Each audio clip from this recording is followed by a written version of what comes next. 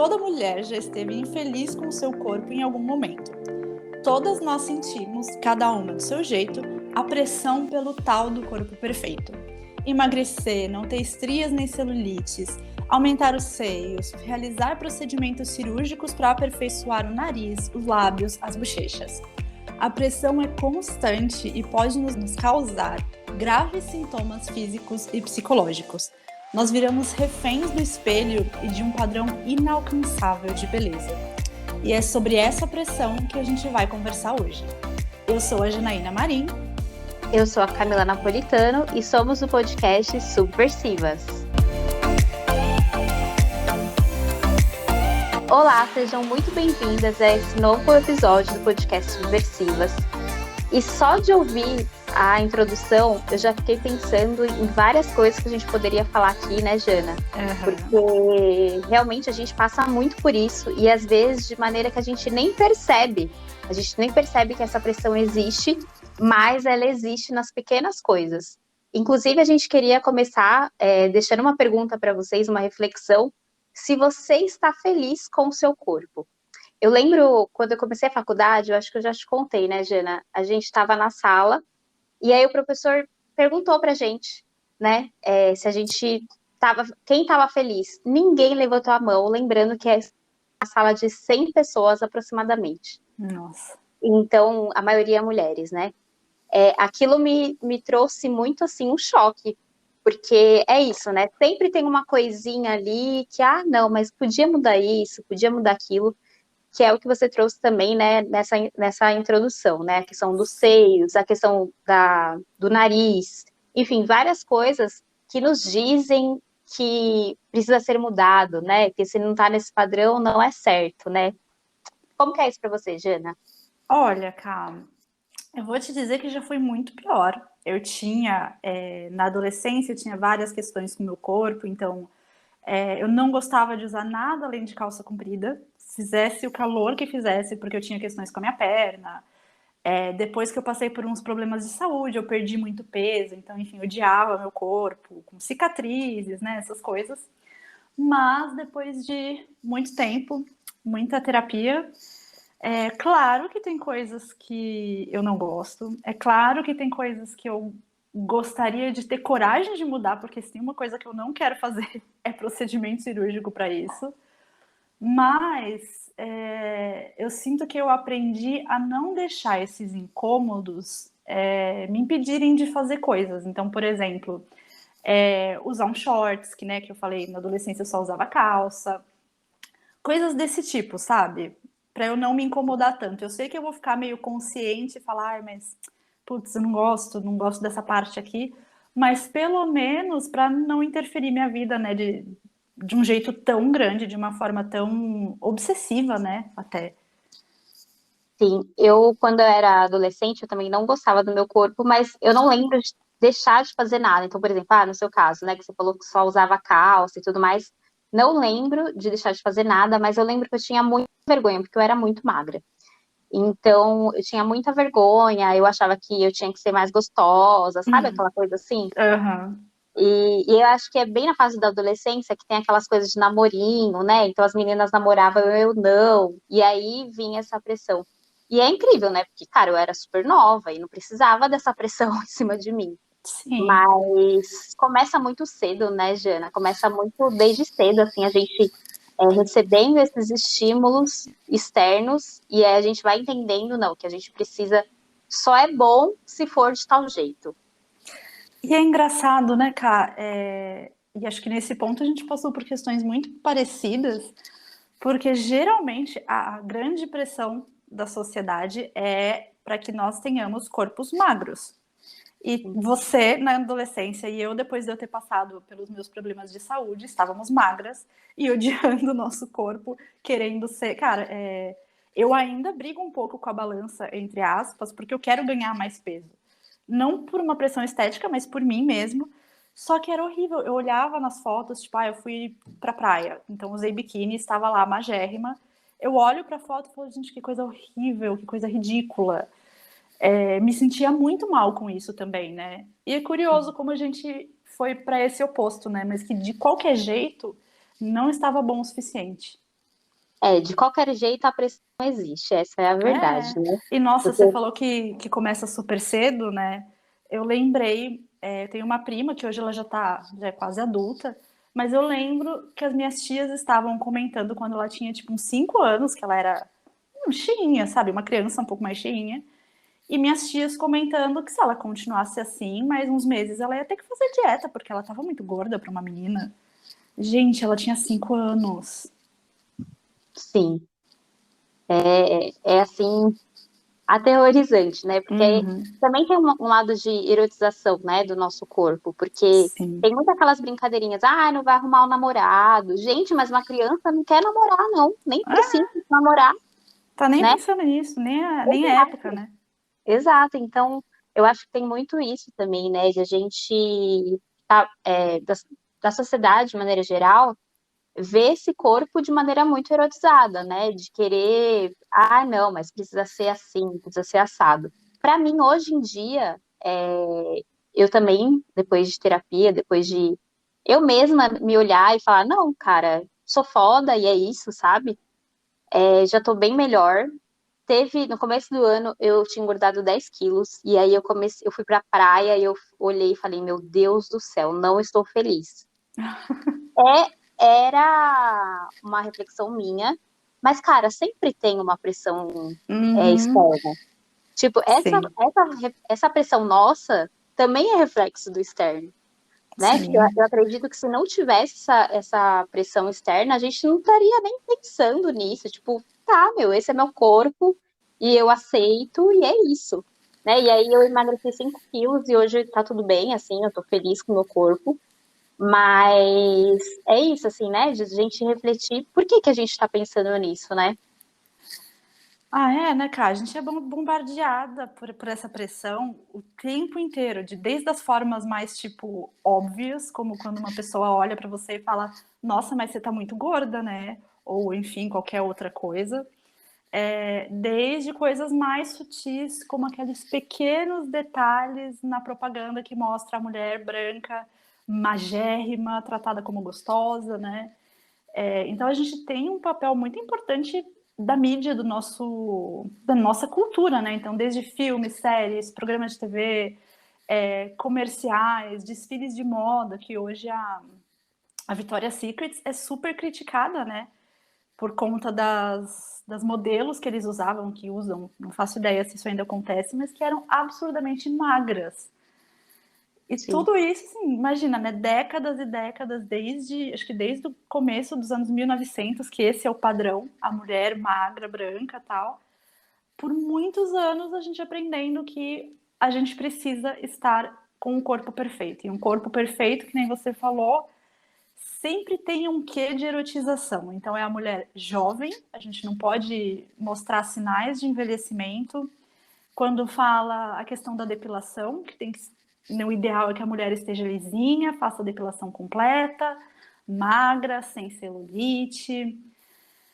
É, cara, é muito louco isso daí. É muito. A gente passa muito tempo sofrendo por conta disso, né? E ainda sofrendo como meio que levando como se fosse tipo, não, eu estou tentando ser uma pessoa saudável, né? Eu estou tentando, eu sim. tô magra, eu quero emagrecer porque eu quero ser uma pessoa saudável. Exatamente. E aí eu tava aqui pensando como que começou pra mim, né? Não dá pra saber se foi exatamente isso, mas eu lembrei que eu gostava muito de Chiquititas. E Aham. eu não sei se você lembra que na época, não sei como é hoje, tinha muito o menino negro, a menina gordinha que era zoada, e aí depois, Sim. né, tinha o menino malvado e tal. E aí eu fiquei pensando muito nisso, né? O quanto isso reflete também, porque ninguém quer, vai, sei lá, uma criança que tá assistindo e vê que aquela gordinha é zoada por outras pessoas.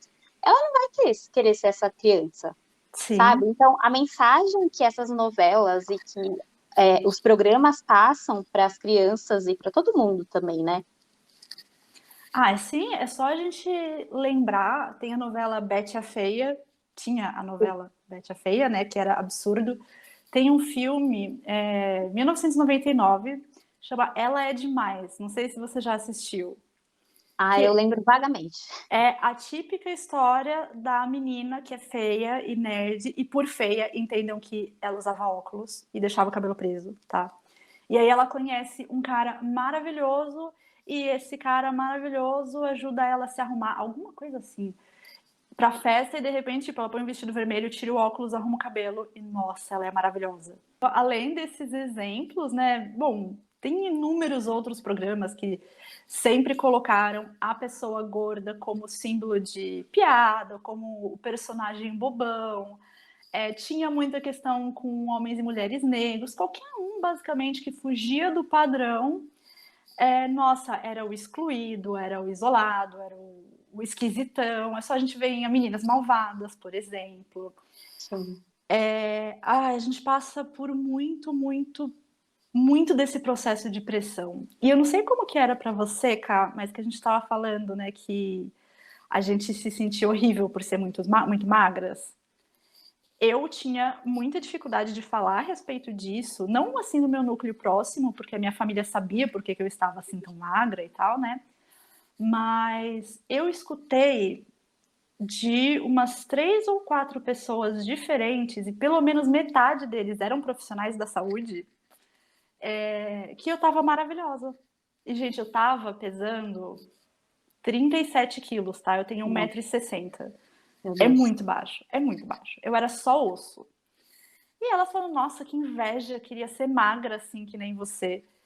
E eu lembro que uma vez, assim, eu já tava tão de saco cheio disso, que eu só virei, assim, menos grossa, né? Falar, então, eu tô assim porque eu tô doente. E a mulher não me responde que, dependendo da doença, valia a pena. Cara, aí eu falei, então, só que eu tenho doença de Crohn, né? Que aí, pra quem não conhece, gente, Google, tá? Aí ela ficou meio branca, assim, falou, ai, não, né? Aí deixar pra lá. Eu falei, cara, que sem noção! Ai, Falar gente. que falar, assim, ela pensar isso já é absurdo. Ela falar isso pra pessoa que está doente, sabe? Sim. Mas E é que é isso, né? A magreza ela é tão normalizada que as pessoas se acham no direito de falar do seu corpo e achar que tá tudo bem, né? Tô te ajudando. tô Mas, te meu Deus, incentivando, tô te elogiando, você tá maravilhosa. Olha aí, é só esqueleto, tem nem pele direito. ai, gente, socorro. Horrível, horrível. Isso foi uma coisa que eu levava muito da terapia, porque não me pegava na autoestima porque elas estavam me elogiando, só que eu ficava puta, sabe? Exatamente porque fala, cara, a galera tá muito doente. A galera tá muito doente de achar que isso é bonito. E aí, Sim, quando eu melhorei, né, mesmo depois de eu melhorando, eu tive muita dificuldade de voltar a ganhar peso, tipo, eu estacionava nos 43 quilos, que ainda é muito abaixo. E aí, sim, eu fui percebendo de pessoas mais próximas, eu discutia isso bastante com a minha mãe, que eu falava, não, eu quero ganhar mais peso, eu quero chegar nos 55 quilos. E sempre vinham os comentários, tipo, espera fazer 30 anos para você ver o quanto você vai engordar. Quando você for mais velha, você vai se arrepender, vai sentir falta desse corpo. Gente, que inferno! Que inferno! sim. É isso, né? As pessoas acham que têm o direito de falar do corpo dos outros, sendo que não tem, né? Não Essa é a tem. verdade, não tem. Exato. E aí tem uma preocupação muito grande que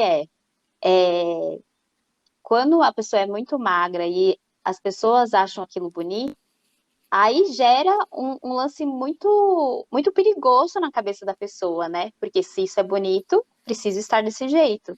E aí, Sim. às vezes, não olha que aquela magreza já tá virando questão de saúde mesmo, né? Então, a gente vai falar um pouquinho mais sobre isso, mas é bem preocupante mesmo, né, Jana? Muito. E aí, só antes da gente entrar nessa parte, vamos pontuar assim os padrões, duplo padrão, acho que chama, né? Enfim, que quando eu estava magérrima e as médicas olhavam e falavam, nossa, que coisa linda, ninguém se preocupava com a saúde, né? Tanto que vide essa irresponsável que falou que dependendo da doença vale a pena. Mas Nossa. quando você tem uma pessoa gorda, mesmo que ela não esteja obesa, né, mas ela esteja bem acima do peso, ai não, mas você não quer fazer um exercício? Vamos fazer uma dieta? Porque eu me preocupo tanto com a sua saúde, isso não é saudável. Cara, às vezes é mais saudável do que o estado que eu tava, sabe? Então a gente precisa prestar muita atenção nessas coisas. excesso de magreza não é saudável, né? Sim, sim. E aí prestar atenção nessa preocupação entre 1 milhão de Ah, aspas aham. das pessoas com a nossa saúde, né? Porque Não é saúde, gente. Não é. é, porque isso afeta muito o psicológico de outras pessoas. Você não sabe como a pessoa tá para você meter o bedelho, né? Como diziam, meter o bedelho na vida dela, né? Então, Sim. é uma coisa que não diz respeito a você, né? Então, às vezes, é como você falou, às vezes uma pessoa que tá acima do peso, ela tá mais saudável do que você tava antes, sabe? Não dá pra Sim. gente saber olhando pra pessoa, eu olhei aqui, já sei, já dei um diagnóstico, né? Ai, pois é.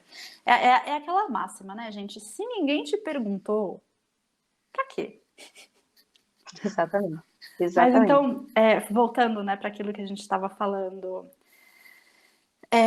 do quanto essas falas podem prejudicar as pessoas, né, Cá? A questão do reforço social é um dos maiores problemas para pessoas que sofrem transtornos, né, mentais, alimentares. Então, pessoas obcecadas em perder, controlar peso, que são viciadas em exercícios, viciadas em procedimentos estéticos, porque isso é uma doença, isso é um problema psicológico. Só que as pessoas ao redor elogiam a condição física de quem sofre por esses transtornos, né? O que estimula ainda mais. Então é um ciclo muito complexo. A pessoa está doente, às vezes as pessoas ao redor dela nem sabem, ou sabem e não estão nem aí, elogiam o corpo delas, o que faz com que a pessoa que está doente tenha ainda mais dificuldade de sair, né? Sim, porque se, é como eu falei, se tá elogiando é porque tá certo, né? É, E não necessariamente. A gente fala muito sobre, se vê falar muito sobre a questão da obesidade, né? Então você vê a pessoa fala que ela tá acima do peso e tal. Mas aí tem outros transtornos alimentares, né? Então eu vou citar alguns. Anorexia nervosa, então nesse caso a pessoa se vê magra, se priva de alimentação através de longos jejuns, e aí chega a um caso, pode chegar, né, um caso severo de desnutrição. Tem a bulimia nervosa, que ela não é visível, né, não é que como a anorexia que você consegue perceber. Normalmente ela tem um corpo normal, entre aspas, tá, o normal. Ela tem picos de alimentação em excesso, depois ela tenta evitar o ganho de peso, então ela vai lá e toma remédio laxante, tenta vomitar, enfim. E tem também o transtorno de compulsão alimentar periódico, que é uma pessoa que come em excesso em um curto período de tempo. E aí, nesse caso, em outros também, mas nesse caso principalmente, os sentimentos de controle e de vergonha são muito frequentes. Então, normalmente são pessoas que não têm uma vida social muito, como posso dizer, não tem uma vida muito social, né? Justamente porque ela está nesse processo de comer muito em excesso e então ela sente vergonha por isso. Então, gente, não é só obesidade, né? Tem outras coisas que precisam ser olhadas também, né? Gente, é muito importante prestar atenção. E se você que está escutando se enxergou em algumas dessas explicações que a Ká deu, vai buscar ajuda. Se você sente assim que você está entrando numa relação muito complicada com a comida ou com procedimentos estéticos, enfim, numa relação de muita vergonha com a sua aparência, seja por qualquer motivo, vai procurar uma ajuda, procurar um psicólogo, talvez um psiquiatra, porque é isso, assim, esses transtornos, os transtornos alimentares, né? A psicóloga Heloíse Matzia descreveu como doenças psiquiátricas que, além de prejudicar a saúde e a alimentação, afetam a maneira como a pessoa se vê. Então, está ligado a um transtorno de imagem também. E algumas vezes esses transtornos alimentares literalmente mudam a forma como a pessoa se vê. Tipo, causam alucinações visuais. Então, a pessoa passa a se observar, ela passa a observar o corpo dela de forma que não condiz com a realidade. Então, por exemplo, ela se olha no espelho, está lá pesando 40 quilos, mas o que ela enxerga é uma mulher gorda. Então, é um processo muito complexo que precisa de de muito acompanhamento psiquiátrico, psicológico, mas que Tem tratamento, tem cura, tem como você sair disso, né, Cá? Sim. E essas coisas, esses dados, assim, é interessante como não é falado, né, Jana? Porque Uhum. quando alguns dados que a gente trouxe aqui foi de uma palestra que eu participei sobre transtornos alimentares, e esse dado que fala que 50% não tem diagnóstico foi dessa palestra. E eu lembro que eu fiquei horrorizada, e é uma coisa que a gente não ouve, né? A gente tem um boom aí de assuntos ligados à saúde mental, mas sobre isso, eu, pelo menos, dentro da minha bolha, eu não ouço falar sobre isso. Mas aí também tem a questão, né? Será que é relevante falar sobre isso? Né? Será que para a gente, né, para as pessoas comuns, claro que é, mas para a grande mídia, para as pessoas que ganham com isso, será que é relevante, sabe? Para mim, acho que essa parte que a gente está entrando é a melhor parte desse episódio hoje, porque quem é que ganha com essa nossa obsessão, e vale para homens também, né? Mas vamos falar mais para mulheres, né? Mas com essa nossa obsessão pela beleza. Então vamos trazer alguns dados, né? A pesquisa realizada pela Sociedade Internacional de Cirurgia Plástica aponta que o Brasil ocupa o segundo lugar no ranking de cirurgias plásticas, sendo que mais de 86% dos procedimentos são realizados por mulheres. E a Sociedade Brasileira de Cirurgia Plástica aponta também que houve um aumento de 141% no número de cirurgias plásticas em adolescentes de 13 a 18 anos nos últimos anos, a grande maioria mulheres. Estava pensando que é muito preocupante. Se a gente pegar ali mulheres adultas, é preocupante do mesmo jeito, mas Uhum. adolescentes que aí, cara, nem sabe nada da vida, sabe? Porque eu, quando era adolescente, achava que eu sabia. Coisa de Né? adolescente, né? Tadinho. E o corpo nem terminou de desenvolver ainda, né?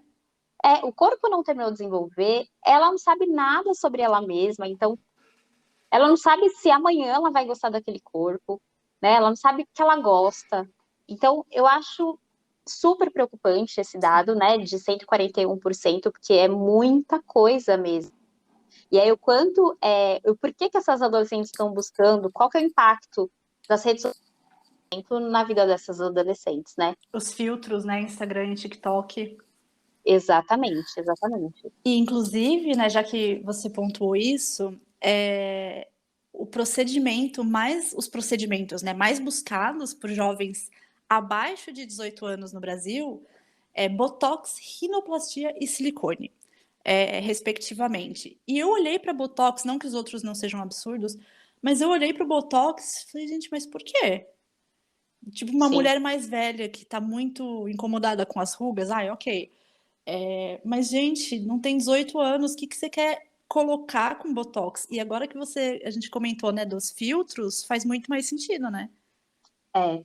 E eu acho que vira uma questão de status também, né, Jana? Uhum, E que, sei lá, para algumas pessoas é roupa, é carro e tal. Essa pessoa, ela faz cirurgia plástica. sim. Então, assim, tem essa questão do padrão de beleza, mas tem essa questão também de o quanto essa pessoa acha que precisa de uma cirurgia para estar num grupo, entende? Para ser aceita, para pertencer a certos grupos, para estar feliz consigo mesma. E a gente sabe que assim não existe cirurgia plástica no mundo que vá resolver problemas de autoestima. Eu entendo Exatamente. que alguns casos sim, então eu tenho uma amiga que ela tinha alguns problemas, né, com o nariz dela e ele era um pouco, o osso era um pouco para cima, enfim, ela odiava, ela fez a rinoplastia e para ela isso ajudou muito, então beleza, sai, é um ponto. Mas o problema é esse, né, quanto mais a gente busca procedimentos e cremes e nananãs para melhorar a nossa autoestima, pior a gente fica, porque depois que realiza o procedimento, a gente vê que tem outra falha em outro lugar, e aí a nossa autoestima não melhora, né? Tanto que tem muitas mulheres que fizeram a cirurgia de implante de silicone e estão desistindo, né? Tanto por Sim, questões de que, tipo, deu errado, quanto por questões de não quero mais, né? Esse não é o meu corpo, de não estar aceitando aquele corpo que não é dela, né? Entre aspas. sim. Então, tem muitas mulheres desistindo. E aí, uma cirurgia que eu particularmente acho um absurdo, gente, tô julgando um pouco, tô. Mas eu acho um absurdo é a cirurgia no clitóris. Não, sério, A gente. vulvoplastia, né? É, eu olhei como clitoriplastia, não sei se tem diferença. E aí, eu pesquisando, eu achei um site de uma pessoa, claro que estava vendendo. Olha o Hum. termo que ele usa: remodelá-la e deixá-la com aparência natural.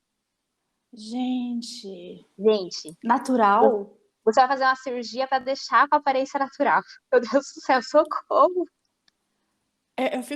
Eu tô tentando pensar em casos, em alguma coisa que poderia acontecer pra ferrar com a aparência do clitóris. Tipo, Não, sabe? gente, sério. Não Ah, vai. então, gente, ó, vamos lá. Eu estava pesquisando aqui porque eu fiquei muito curiosa que eu não conhecia o termo clitorisplastia. É isso, né, amiga? É, Eu encontrei aqui num site da UOL, eu vou deixar, vocês vão encontrar o link aqui na legenda. Existem 6 tipos de cirurgia íntimas. Temos a cirurgia no Monte de Vênus, no clitóris, no grande lábio, na vagina, nos pequenos lábios, no períneo e no ânus. o Sendo ano. que a labioplastia é indicada para quem tem os pequenos lábios muito grandes, para reduzir o tamanho. O Monte de Vênus, que é a região aqui localizada acima do pubis. Quem busca a operação é porque reclama de ter muito volume no local e aí fica muito em evidência, né, quando usa calça jeans ou biquíni. A dos grandes lábios é para esconder flacidez. A clitorisplastia, como a Kai já comentou, a perinoplastia, que pode ser feita por questões de saúde, né? Então, mulheres que sofreram alterações na vagina por conta de parto ou outras lacerações na musculatura, tal, mas pode ser também um procedimento estético feito por pacientes que querem deixar a região mais apertadinha. A gente sabe bem, né? Isso sem falar na reconstrução do ímen, porque aí. Ai, gente, olha, é triste. Olha, é por isso que eu falei, não queria julgar, mas olha, uma Julgo. delas que você falou, eu tenho conhecidas assim que tem vontade de fazer porque realmente incomoda, tipo, quando os pequenos lábios são grandes, às vezes São incomoda, maiores que claro. os grandes lábios, né? Assim. Para você andar de bicicleta e tal, tipo, né, dá uma incomodada.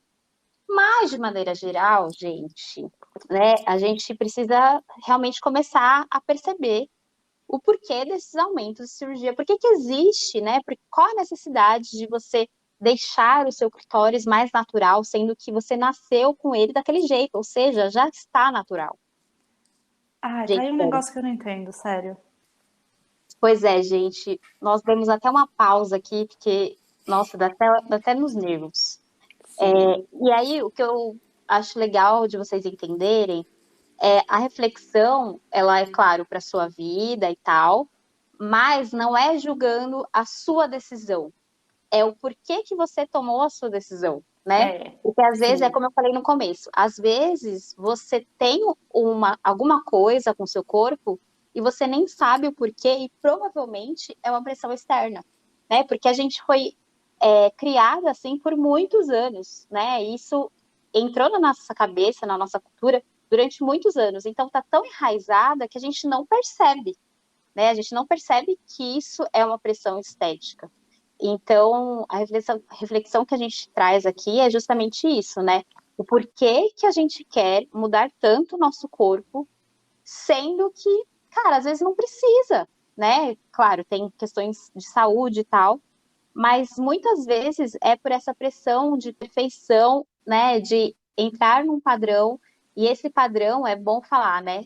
Esse padrão muda, Sim. né? Então, atrás, um corpo mais curvilíneo era mais padrão do que é hoje, né? Então, esse padrão muda. Então, o lance você nunca vai chegar ao padrão estético que a sociedade te impõe. Sim. E acho que só pontuando uma coisa, né, que nem na época da Renascença italiana, o padrão eram mulheres gordas, brancas, mas vamos percebendo, né, que o padrão que sempre é imposto e que nunca muda é o padrão da pessoa branca. E aí, aproveitando, né, essa discussão que a gente está tendo aqui, uma indicação de um livro que a gente queria trazer para vocês é O Mito da Beleza, da Naomi Wolf. Tem algumas controvérsias aí, principalmente nela, como quanto pessoa mesmo, né? Mas é muito interessante ler esse livro, porque ela traz alguns dados legais, assim, algumas reflexões também bem interessantes a gente fazer, né? A gente trouxe até algumas inspirações desse livro para esse podcast, porque realmente é isso que a gente tem falado, né? Esse padrão, ele não surgiu ontem, esse padrão, ele muda, e é interessante que ele mude, justamente para que você se sinta cada vez mais ocupada tentando entrar nesse padrão, e outras coisas que deveriam ser importantes são deixadas de lado.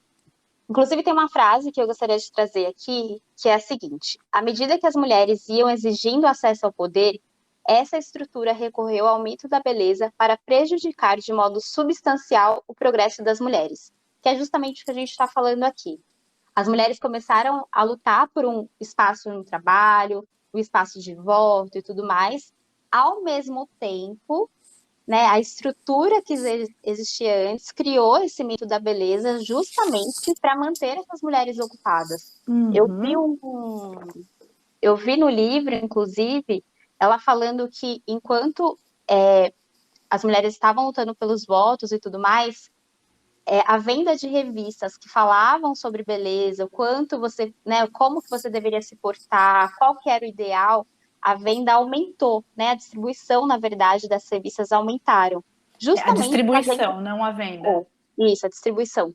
Fazer um contraponto dessa busca por poder mesmo, né? A gente estava buscando os nossos espaços, mas não era bom, né, para a sociedade, né, que isso acontecesse.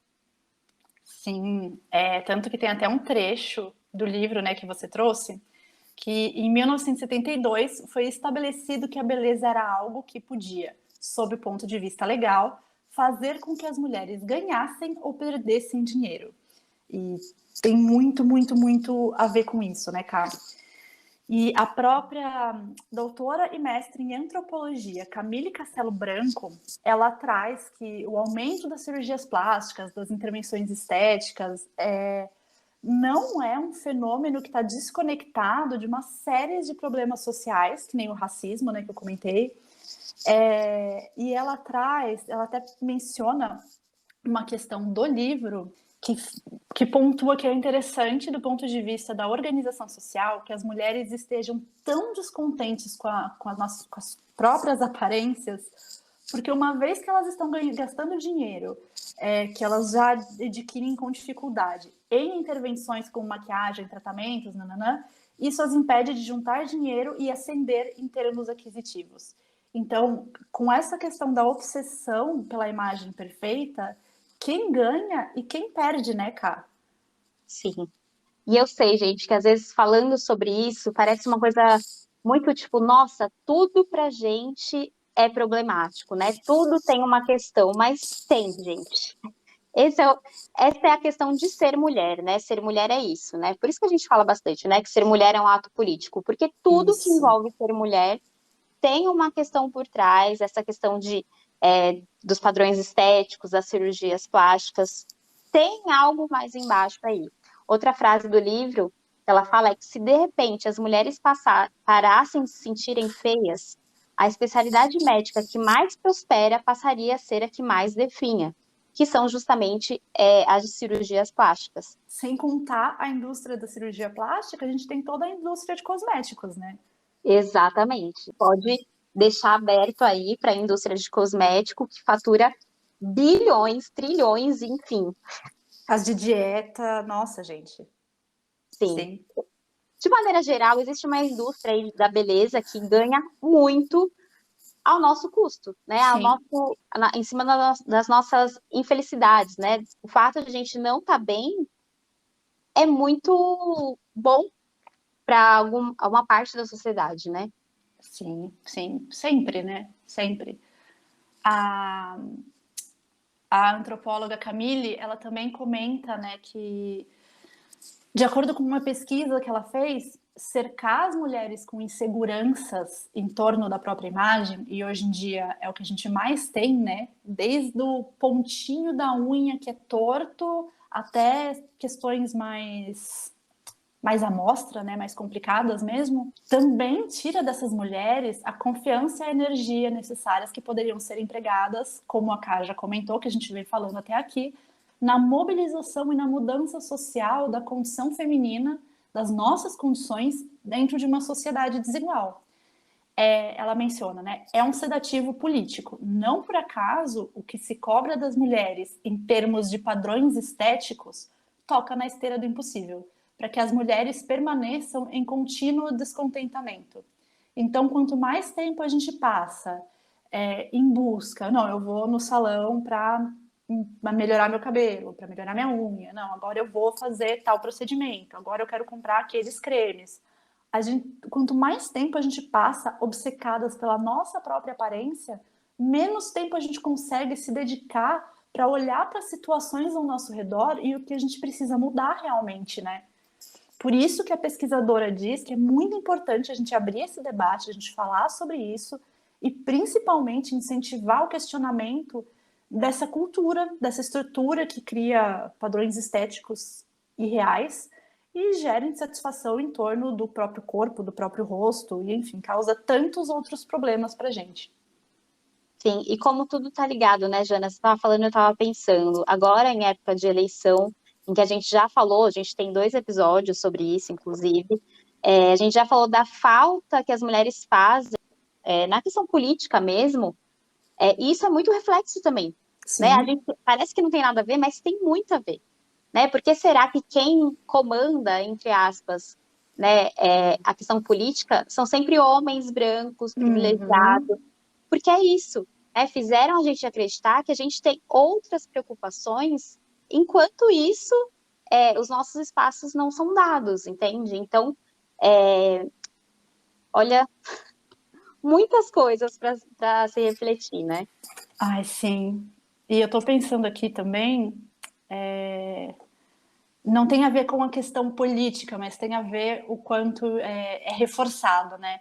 Você, provavelmente com você também aconteceu isso, com quem está escutando a gente também, de ter passado ao longo da vida ouvindo, né? Ah, porque mulher é tudo fútil, mulher gosta de ir no salão, e nananã, e reforçando que a mulher é obcecada com aparência, que a mulher gasta muito tempo e muito dinheiro com essas coisas. Então, ao mesmo tempo que nos é imposto esse padrão, muitas de nós fomos criticadas por outros homens por causa disso, como fúteis, então, portanto, somos burras e coisas desse tipo.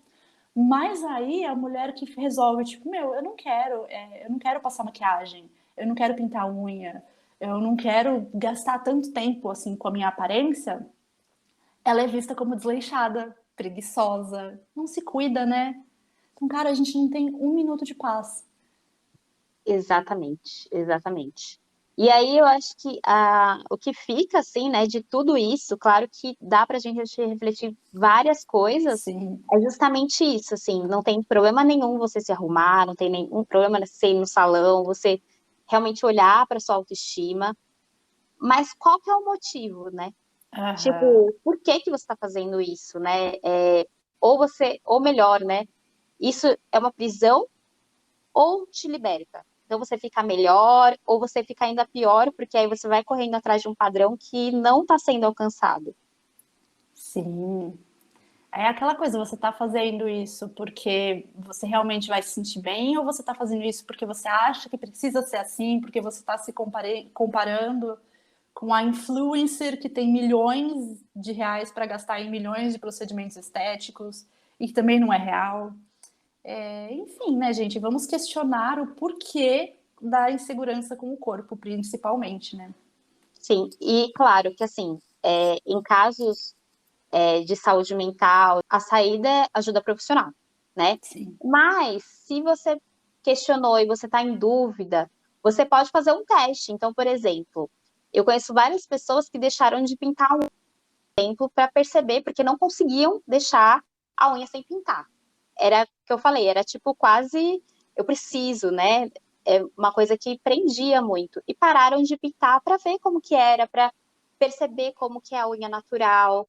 A transição capilar, né, também é uma coisa que tem acontecido muito em muitas mulheres, justamente para sair desse padrão, né, de cabelo liso, loiro e tudo mais, que, cara, é uma transição que parece que é só física, mas eu passei, né, pela transição, e, cara, é um processo de autoconhecimento, porque você tá ali se vendo de novo, depois de muitos anos tingindo e alisando o cabelo e se aceitando como você é. Isso é, nossa, é muito potente, é muito poderoso.